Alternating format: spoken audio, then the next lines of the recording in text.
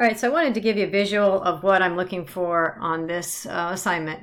So first of all, I want it to look professional. That's very important. This isn't just a JavaScript, it is a web development portion of this assignment. And so I've utilized Bootstrap. I would encourage you to do so and get comfortable with that, but at least make it look professional.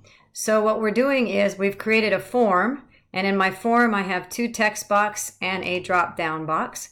And I would like you to provide some kind of link. In this example, actually I've used Bootstrap to create, it's an ahref tag. You can make it a button. Just don't make it a submit. Type equals submit will cause you problems that we'll learn about later. So it could be a type equals button. It could be an image. It doesn't matter. But whatever you use as your subscribed link then is going to have an on-click event assigned to it that is going to then fill in the selections in this div.